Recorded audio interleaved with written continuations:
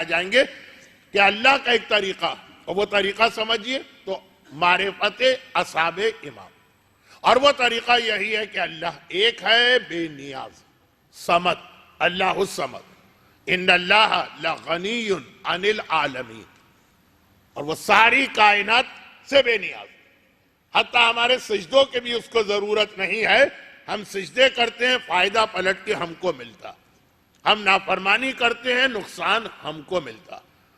جو اکثر کبھی کبھار بحث کے اندر لوگ کہہ دیتے ہیں کہ مولانا یہ سجدے آخر اس سے اللہ کو کیا ملے گا، اس کے پاس سجدے کرنے کے لیے اتنے فرشتے اور ملائکہ ہیں کہ جو رکوع میں ہے تو رکوع میں ہے، جو سجدے میں ہے تو سجدے میں ہے، جو تسبیح میں ہے تو وہ تسبیح میں ہے، ہمارے یہ سجدے اس کو کیا فائدہ پہنچائیں گے؟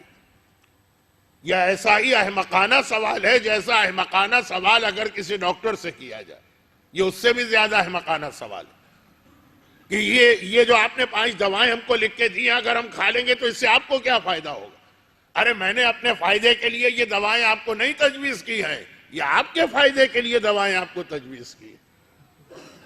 یہ سجدے اللہ کو فائدہ پہنچا رہے ہیں، یہ تصوری دل میں کیسے آیا؟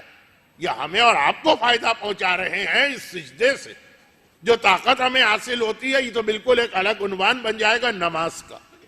ارے ہماری عورت کے حجاب سے اللہ کو کیا مل جائے گا؟ اتنا ہی احمقانہ سوال۔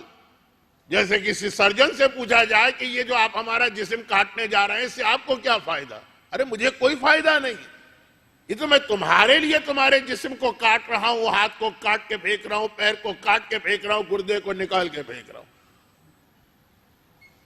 تو یہ تمہید میں ایک بات آ گئی نا کہ اللہ بے نیاز، اسے کسی کی ضرورت نہیں ہے، اور ان اللہ علی کل شیء قدیر، وہ ہر شے پہ قدرت رکھتا ہے۔